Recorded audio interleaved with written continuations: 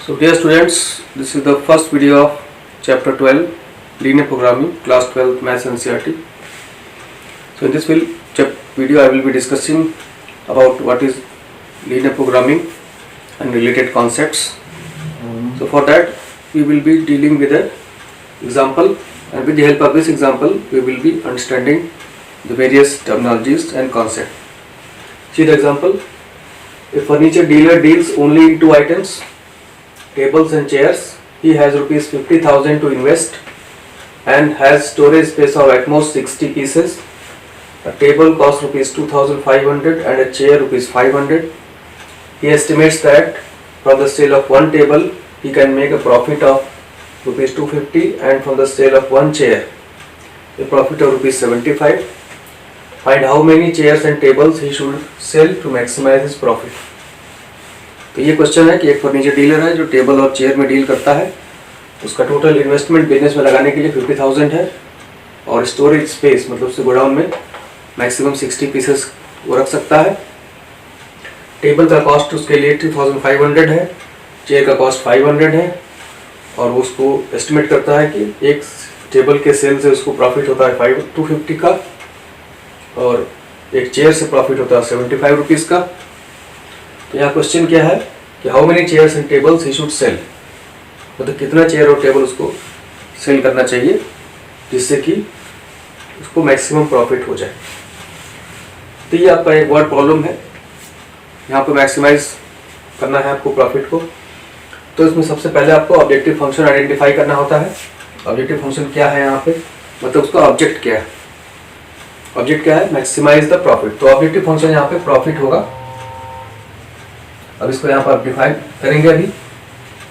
और दूसरी चीज़ है आपको कि डिसीजन वेरिएबल क्या होंगे। जैसे टेबल्स मान लिया उसने x सेल करता हो तो चेयर्स y सेल करता है, तो x y जो है वो डिसीजन वेरिएबल है क्योंकि इसके बारे में उसको डिसीजन लेना है उसको। तो ये दो चीज़ें हैं। ऑब्जेक्टिव फंक्शन आपका जो प्रॉफिट है, यहाँ पे ओरिजिनली आपको इसमें वर्ड प्रॉब्लम जो मिलेंगी वो बिजनेस रिलेटेड प्रॉब्लम्स मिलेंगी। उसमें इस टाइप का डिसीजन आपको लेना होगा एक्स और वाई के बारे में कि कितना टेबल उसको सेल करना है, कितना चेयर सेल करना है या ऐसा ही कुछ और। तो ये दोनों डिसीजन वेरिएबल्स हो गए और ये ऑब्जेक्टिव फंक्शन यहाँ पे प्रॉफिट है। तो अब एक्चुअल ऑब्जेक्टिव फंक्शन डिज़ाइन करते हैं, इसका देखते हैं। तो मेनली यहाँ पर जो भी इंफॉर्मेशन क्वेश्चन में दी हुई है उसको अगर आप टेबल फॉर्म में लिख लेंगे तो ईजी होगा। जैसे उसके पास जो आपको क्वेश्चन में इंफॉर्मेशन दी हुई है उसको टेबल के फॉर्म में लिख लीजिए। जैसे दो आइटम्स वो बना रहा है, टेबल्स, दो आइटम्स उसको शॉप में रखने हैं, टेबल और चेयर्स। टेबल्स मान लिया आपने कि x को सेल करना है उसको, चेयर्स y से सेल करना है उसको। तो अब इनसे रिलेटेड और क्या इंफॉर्मेशन है, कॉस्ट दिया हुआ आपको। कॉस्ट ऑफ टेबल कितना हो गया, rupees 2,500। Cost of chair rupees 500 दिया है। और क्या दिया हुआ, प्रॉफिट आपको दिया हुआ है। प्रॉफिट चेयर टेबल पे होता है 250 का, इस पे प्रॉफिट होता है रुपीज 75 का। ये इन्फॉर्मेशन है। और साथ में आपको क्या दिया हुआ है, इन्वेस्टमेंट दिया हुआ है। इन्वेस्टमेंट तो कितना वो बिजनेस में पैसा लगा सकता है, वो रुपीज आपका 50,000 है। और स्टोरेज स्पेस ये आपका 60 आइटम्स का है, मतलब अपने गोडाउन में वो 60 आइटम्स रख सकता है। तो अब हमको पहला चीज़ यहाँ देखना है कि ऑब्जेक्टिव फंक्शन, ये वर्ड प्रॉब्लम का इंफॉर्मेशन आपने इस फॉर्म में लिख लिया तो आपको ज़रा सा इजीली और आसानी से आप देख सकते हैं क्या क्या चीज़ें हैं। अब इसमें मेरा पहला काम आपका है ऑब्जेक्टिव फंक्शन, इसको लीनियर प्रोग्रामिंग प्रॉब्लम में कन्वर्ट करना है। वर्ड प्रॉब्लम को कन्वर्ट करना है आपको लीनियर प्रोग्रामिंग प्रॉब्लम में। तो आपको ऑब्जेक्टिव फंक्शन पता करना होगा, मतलब ऑब्जेक्ट क्या है यहाँ पे, प्रॉफिट फंक्शन। एक टेबल से 250 का प्रॉफिट होता है और एक चेयर से 75 का प्रॉफिट होता है। तो ये आपका ऑब्जेक्टिव फंक्शन बनेगा।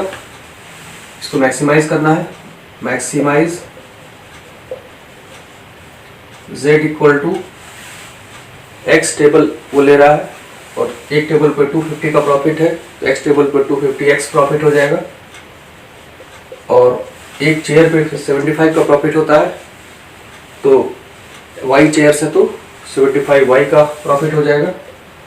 तो ये इसका ऑब्जेक्टिव फंक्शन हो गया आपका z equal to 250x plus 75y, ये आपका हो गया ऑब्जेक्टिव फंक्शन।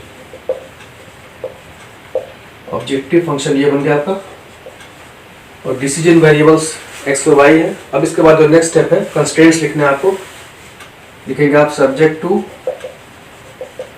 कंस्ट्रेंट्स। कंस्ट्रेंट्स का मतलब है लिमिटेशंस, मतलब जो भी चीजें लिमिटेड है। लिमिटेड क्या है यहाँ पर, एक इन्वेस्टमेंट है लिमिटेड उसका, इससे ज्यादा इन्वेस्ट नहीं कर सकता हो, और दूसरा लिमिटेशन है ये आपका स्टोरेज स्पेस भी उसके पास लिमिटेड है कि 60 से ज़्यादा स्पेस वो नहीं रख सकता। तो इन दोनों को आपको इनइक्वालिटीज के फॉर्म में लिखना है। तो पहला देखते हैं कॉस्ट कितना होगा। कॉस्ट का इन्वेस्टमेंट से रिलेशन है, आप जानते हैं जितना कॉस्ट होगा उसी हिसाब से आपका इन्वेस्टमेंट होना चाहिए। तो कॉस्ट कितना हुआ, अगर उसको एक्स टेबल लेना है तो 2500x प्लस 500y, ये हो गया कॉस्ट हो गया किसका, एक्स टेबल्स का और वाई चेयर्स का। और ये कॉस्ट आपका कैसा होना चाहिए, 50,000 के अंदर ही होना चाहिए, लेस देन और इक्वल टू 50,000। ये हो गया आपका पहला इनइक्वालिटी। लीनियर कंस्ट्रेंट का पहला कंस्ट्रेंट ये है। इसको आप जब सिंप्लीफाई करेंगे 2 जीरोस तो कैंसिल हो जाएंगे आपके पास। उसके बाद 5 से आप डिवाइड भी कर सकते हैं, तो बचेगा आपके पास 5x plus Y less than और इक्वल टू 100। ये आपका पहला कंस्ट्रेंट हो गया। दूसरा कंस्ट्रेंट अब आपको स्टोरेज स्पेस से रिलेटेड बनाना है, मतलब टोटल उसके पास स्पेस जो है वो 60 पीसेस को स्टोर करने का है। तो x और y को टोटल ऐड करके 60 से कम ही होना चाहिए, या 60 हो जाए, x plus Y less than और इक्वल टू 60। ये दूसरा कंस्ट्रेंट हो गया। और एक तीसरा कंस्ट्रेंट होता है जिसको बोलते हैं non negativity constraint. Non negativity constraint,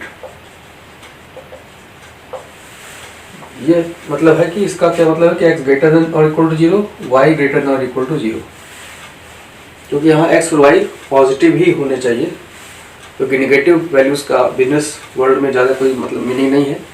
तो इसलिए जो भी आप सॉल्व करेंगे उसमें पॉजिटिव होना चाहिए x y। ये आपका नॉन नेगेटिविटी कंस्ट्रेंट है। ये मोस्टली सारे क्वेश्चंस में आपको इसको अटैच करना है। तो इस तरह से जब आपने इसको पूरा इतना कन्वर्ट कर दिया, वर्ड प्रॉब्लम को कन्वर्ट कर दिया आपने LPP में, लीनियर प्रोग्रामिंग प्रॉब्लम। LPP का मतलब लीनियर प्रोग्रामिंग प्रॉब्लम।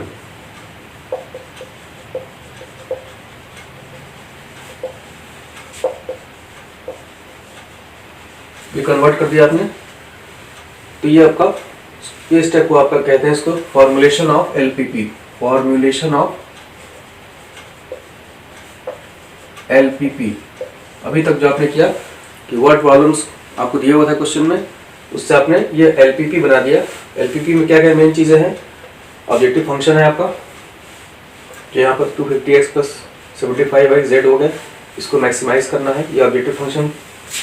और सब्जेक्ट टू कंस्ट्रेंट्स, कंस्ट्रेंट्स आपके कितने हैं, जितने लिमिटेशंस हैं।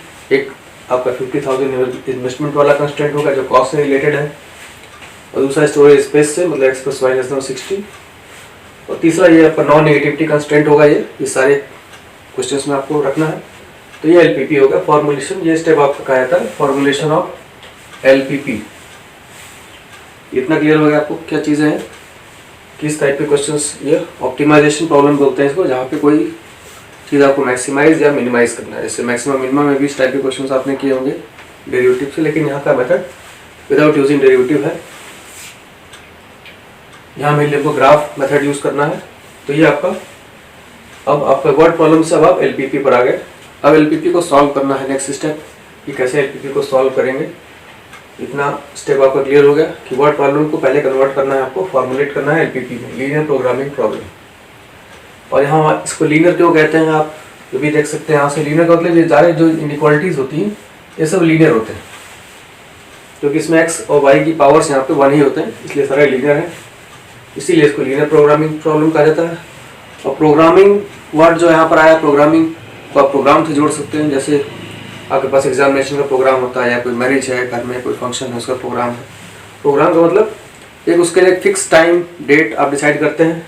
तो यहाँ पर भी आपको क्या है कि अब इसमें एक्स वाई के बहुत सारे ऑप्शंस हो सकते हैं, तो उसमें से एक पर्टिकुलर टाइम, एक पर्टिकुलर आइटम, आपको एक ऑप्शन आपको चूज करना है, तो वो उसको प्रोसेस को प्रोग्रामिंग कहते हैं।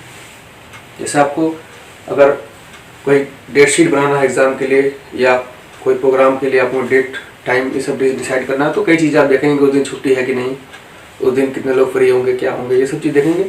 तो ऐसे यहाँ पे भी है कि एक्स वाई के बहुत सारे ऑप्शन पॉसिबल हो सकते हैं, और सब में आप प्रॉफिट देखते रहेंगे कि अगर 10 टेबल लेते हैं, 50 चेयर लेते हैं तो कितना कितना होगा, अगर 5 चेयर लेते हैं तो वो लेते हैं कितना, तो अलग अलग ऑप्शन होंगे।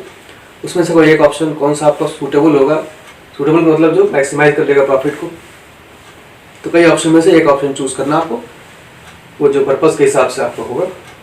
तो वो आपको प्रोग्रामिंग वर्ड यहाँ पर इस सेंस में आपका यूज हो रहा है कि मतलब कई ऑप्शन में से एक ऑप्शन जो बेस्ट सूटेबल होगा उसको आपको चूज करना है। और लीनियर का मतलब आप समझ ही गए, लीनियर का मतलब कि जो आपको इनइक्वालिटीज हैं वो सब लीनियर होंगी, कोई क्वाड्रेटिक या क्यूबिक ऐसा नहीं होगा। तो अब नेक्स्ट स्टेप पर आते हैं। इसके क्लास में 11th में आपने लीनियर इनइक्वालिटीज का ग्राफिकल सोल्यूशन किया था, सेम मेथड यहाँ फॉलो करना आपको। इसको दोबारा यहाँ लिख लेते हैं, z equal to 250x plus 75y subject to constraints. Constraint पहला ये हो गया आपका 5x प्लस वाई लेस और equal to 100, x plus Y less और equal to 60, x greater than equal to 0, y greater than equal to 0। चूँकि non negativity constraint यहाँ पे हमेशा सारे क्वेश्चंस में रहेगा, इसलिए आपको एक ग्राफिकल सोल्यूशन में ये ध्यान देना आपको कि जो भी शेडेड रीजन आएगा मेनली वो आपको फर्स्ट क्वाड्रेंट में ही आएगा, इसलिए फर्स्ट क्वाड्रेंट को मैक्सिमम स्पेस आपको देते हुए काम करना। तो ये आपका LPP बन गया। अब इसको ग्राफिकल सोल्यूशन फाइंड करना है। उसके लिए अब आप क्या क्या स्टेप फॉलो करेंगे, मेनली आपको ग्राफ का काम करना है, ग्राफिकल सोल्यूशन। जैसे क्लास 11th में आपने लीनियर इक्वेशंस के सिस्टम को सॉल्व किया था, सेम वही मेथड यहाँ फॉलो करना है आपको।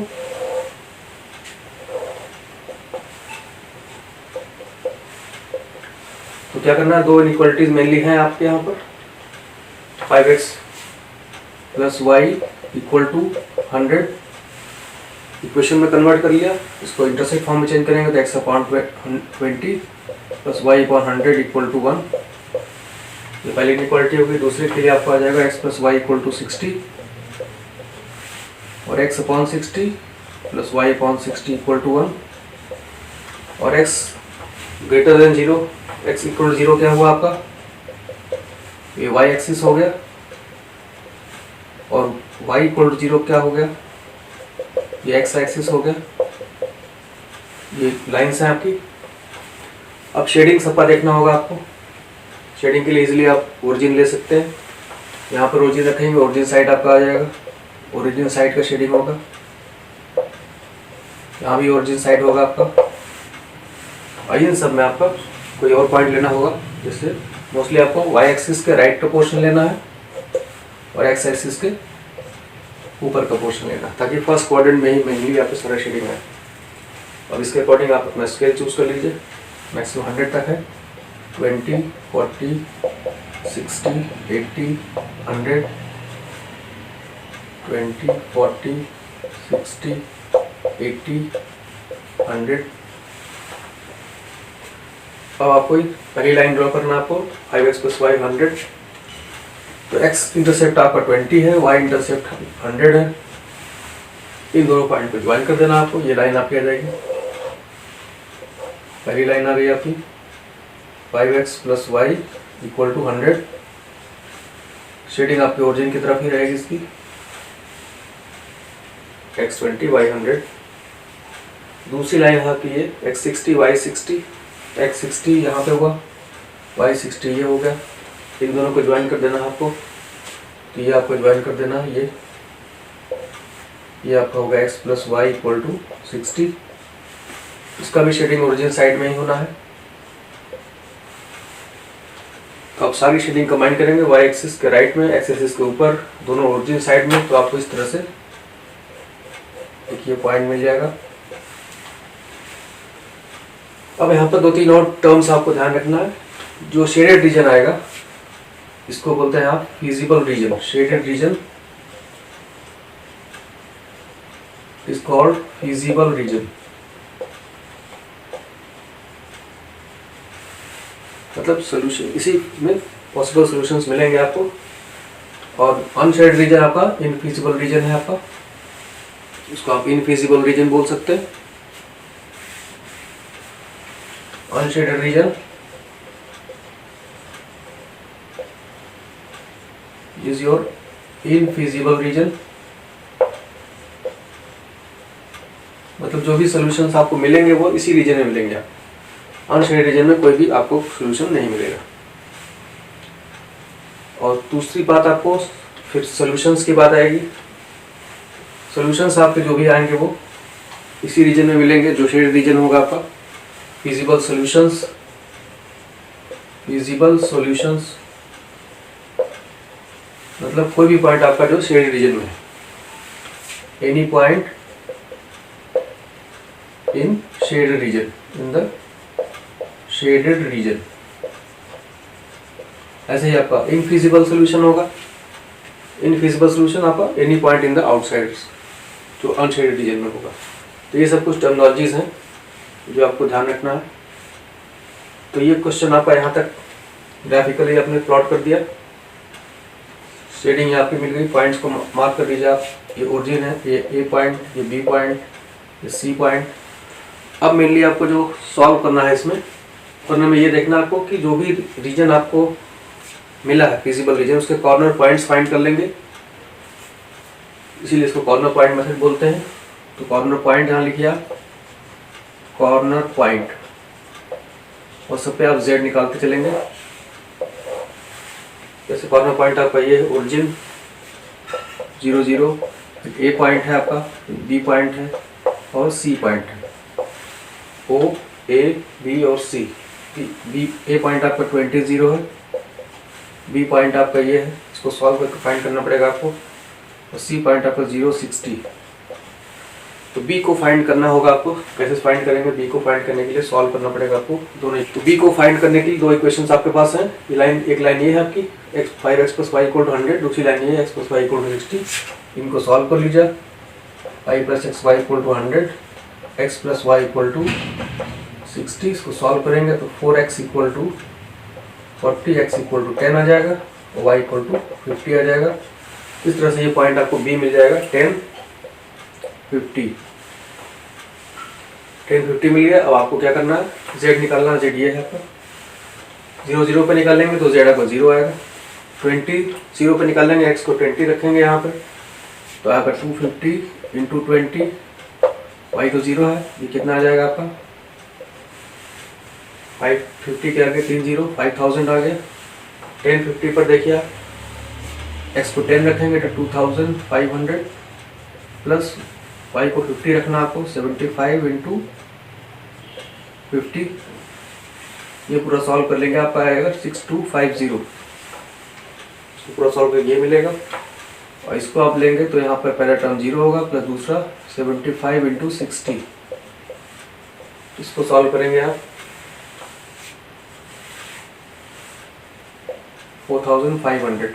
तो ये सब वैल्यूज आ गई z की। अब इसमें आपको देखना है कहाँ पे मैक्सिमम वैल्यू मिल रही है आपको, क्योंकि प्रॉफिट आपको मैक्सिमाइज करना है। अब देख रहे हैं maximum is obtained here at 6250। तो ये तरह से आपको आंसर मिल जाएगा। So maximum value of z is obtained at b, therefore